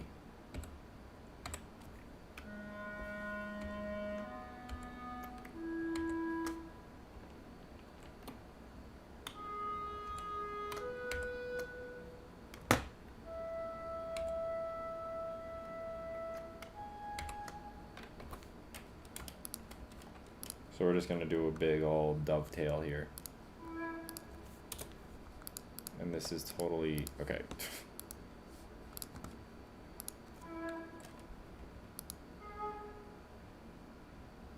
We'll do that. Yeah.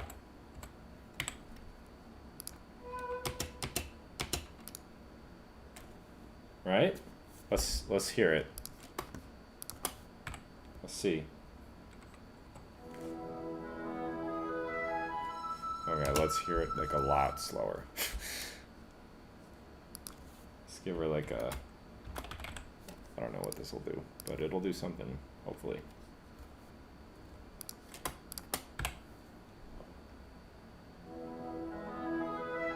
Oh, that was the opposite of what I wanted. Ah, hang on.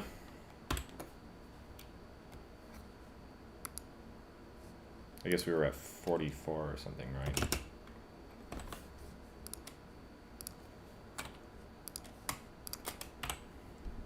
Let's see.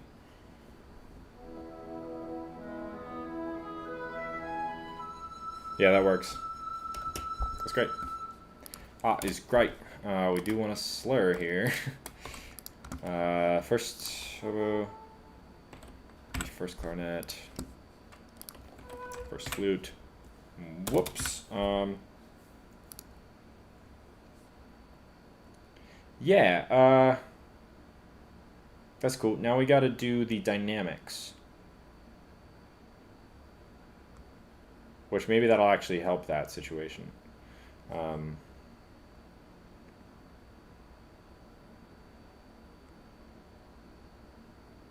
Yeah, let's see. Yeah,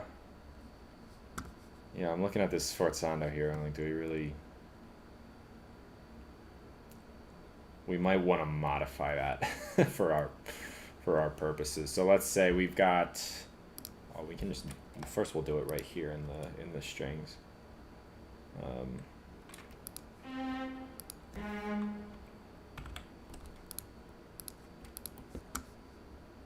And we'll only go to mezzo piano, so that the flutes, the flutes can just go to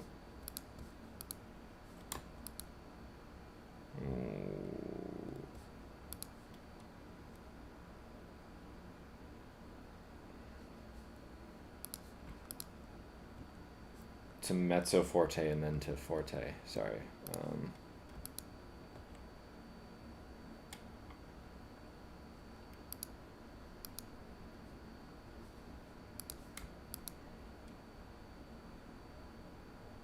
I'm trying to think. I don't think all these are gonna work out as well as I... Oh yeah, no. Here's what I'm actually gonna do.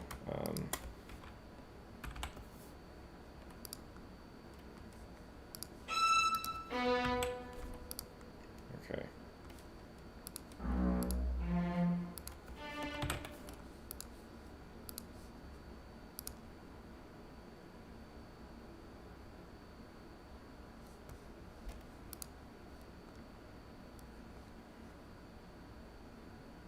Okay.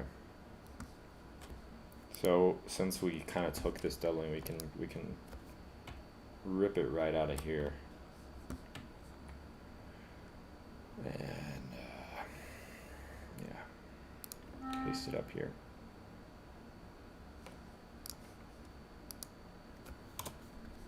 And we want all this to be pianissimo. Sorry, my eye is really itchy.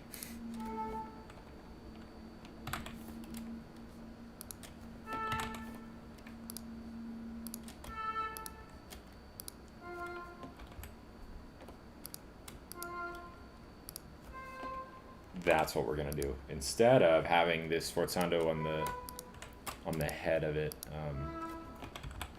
I think that's the move. Oh, that's not what I thought I did. I genuinely thought I was putting that in the clarinet. That was stupid.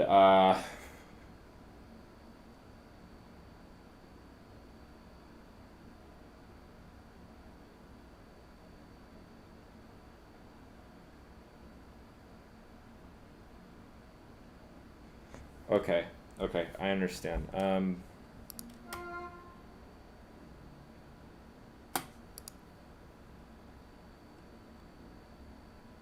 That can stay. I don't want to F with this.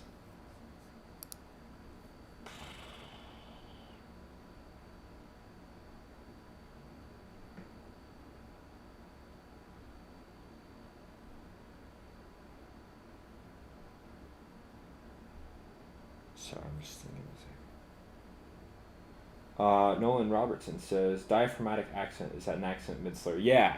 So I was talking about that I guess a couple hours ago now. But yeah, so I had that here in the clarinets, right? And yeah, so that's basically instead of if I had this accent, let me get rid of this. If I put that accent there, it's really just sharp because it's also coming with their like re-articulation. So ta ta ya ya ti. That's where the accent is, and it is accentuated like further by the ta, right? But if you just have it, yeah, mid slur, exactly like you said. That's exactly right. Then it's ta da, right? Instead of yeah, it's just yeah. I don't know. I've explained it. I don't need to keep talking. Sorry. Okay.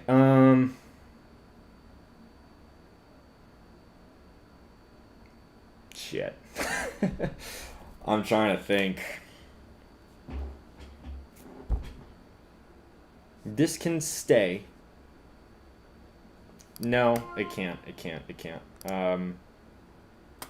That explains why I put that one there. I don't want that doubled then. I don't want the English horn to be doing anything right there. That's fine. That'll work. Right? I could go get Grace and see if she wants to try it at 11 p.m. And that was okay.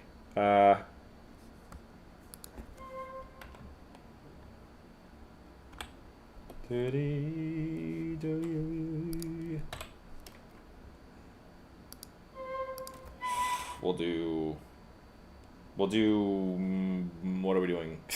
Mezzo forte. Yeah.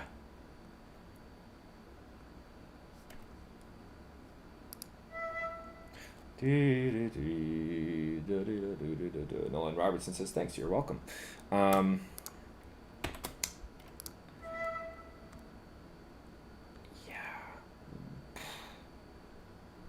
We'll do, okay, we're going to do mezzo forte subito. So they're going to come off of it, and then they're going to restart at a very present dynamic.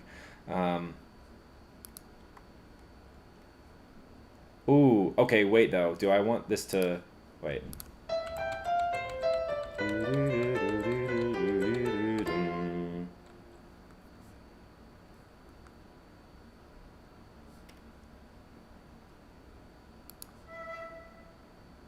I'm trying to think, how do I want to shape this? Because he does write it out. He does write it out, and it's pretty much what I'm doing right here. He's got it in the score. We'll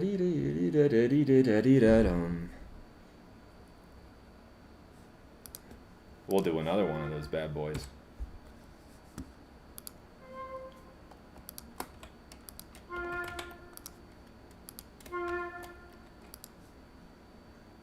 Yeah, that's it. Perfect. And then we will want to just,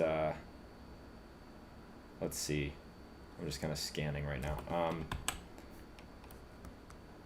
Nope, that's already there. The crescendo. That's a piano.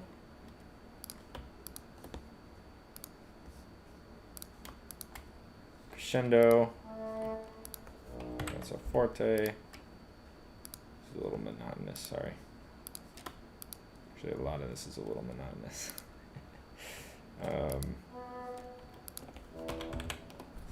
And that's something we're going to have to adjust when we make parts, because we want that to be over the E and not the rest for the second bassoon. Well, I think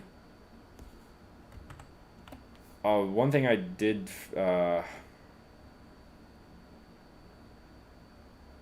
I'm going to leave out the left hand of the harp there. I don't want to... Okay. Let's get rid of that. We're going to get rid of... This is just my way of keeping track of what I have and have not done. It's just helpful to me. Because I do have a score pulled up as well, which you can not see. Let's hear what we have. No tempo alterations yet. We will do that. I just want to hear it now.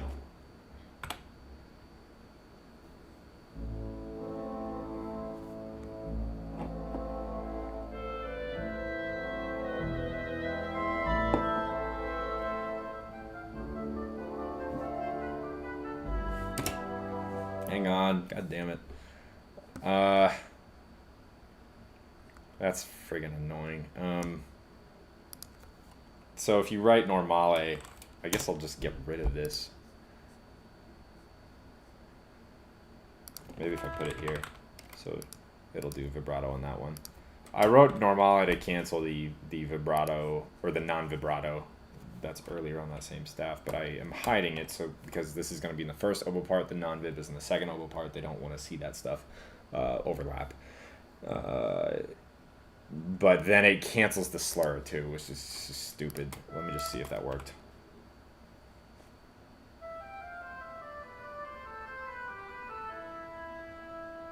Okay, well, it's still non-vib on that E. Whatever, it's fine. I'd rather have the slur than the vibrato. Okay. Take two.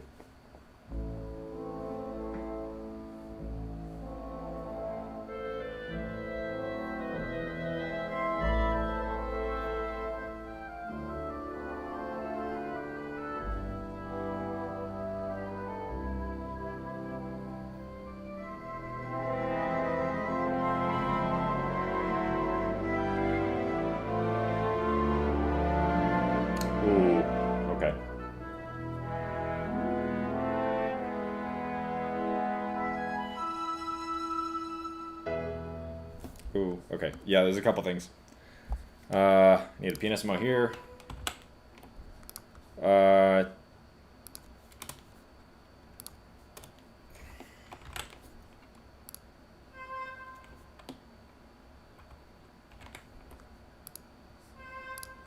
That was sounding buried. That'll be fine in real life.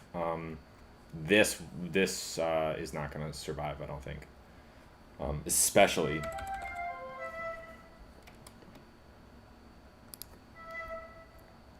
that.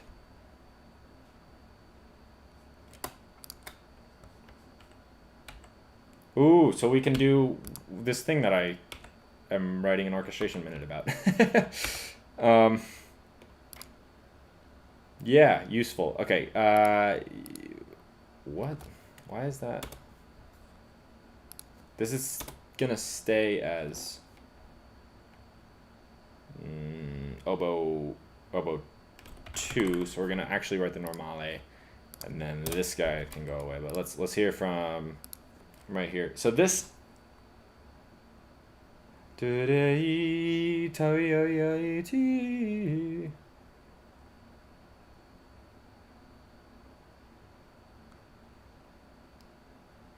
need to keep the volume down in these guys. Oops. Yeah, that's we really need to keep it quiet.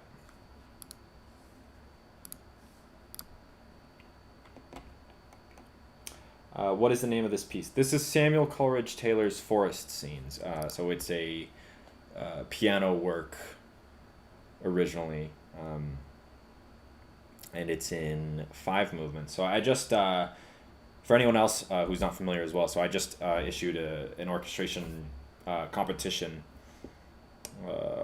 for anyone who wanted to.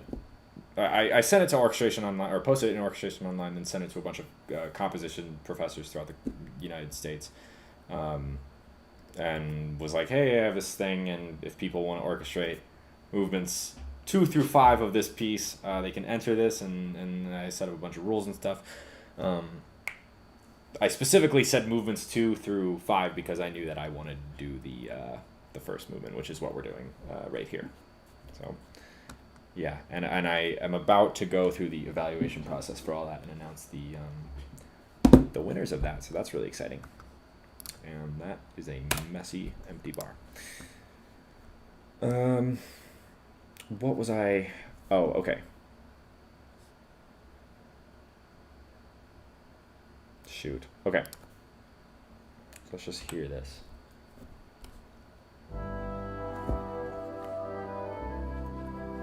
Yeah, okay. We're gonna say mezzo forte. We're gonna call this, oh Lord Almighty. Oh, there it is. That's gonna be a forte. This is not gonna be a piano because that's just that's not good. Oh, wait, okay, hang on. That'll be mezzo forte subito because we can't have a decrescendo from a dynamic to the same dynamic without putting a subito on it because that looks dumb.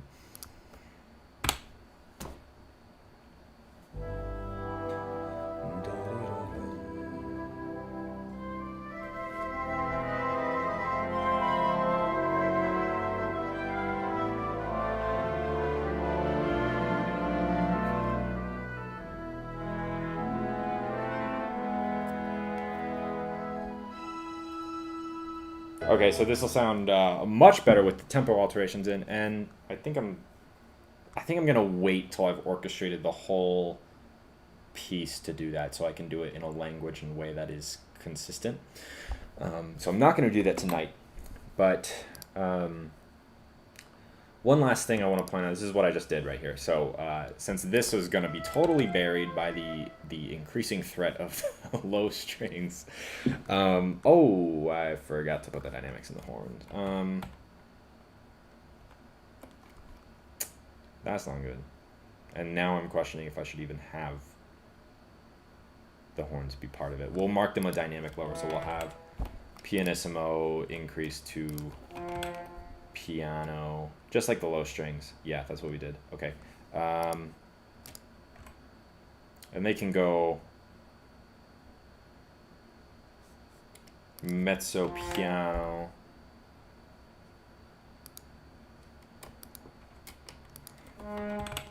two P's. Cool. Yeah, what the hell was I saying? Oh, so this, I'm gonna do an orchestration minute on this, but obviously we have 5 people watching right now, so this doesn't devalue that. But since the oboe and the first oboe and the second oboe and the first flute are doubled in unison, since the oboe will get stronger as it goes lower, or rather like thicker and heavier, and the flute will gradually get weaker as it goes lower. It's going to be like a gradual shift. So the timbre, this kind of scalar, like descending thing, not scalar. It's like it's got its little ornaments on it. Anyway, that's going to gradually shift from a more fluty sound. So the flute is going to have more presence at the beginning of this than it does at the end of this, where the oboe is definitely going to dominate, and the flute is like really just there to color the sound a little bit. It's not going to be the dominant voice at all. So yeah, it's kind of a cool thing, and it's seamless as well. It's gonna just very gradually change into that different sound, and then we can come out of that by having this first oboe just alone, and that'll just be very smooth. But I think that's where I'm going to end this off. So thanks to everyone who watched. I appreciate that, and stay tuned for more of these if you were into it. I hope that it was at least somewhat interesting or informative, or maybe you were just here to hang. That's chill too. But yeah, I thought it would be a cool thing to just have this streamed, because I don't know, hopefully someone might get something out of it, or yeah, like I said, just be here, hang out too. That's chill. But yeah, cool. Once again, I really appreciate everyone that came and hung out, and yeah, I will see y'all later.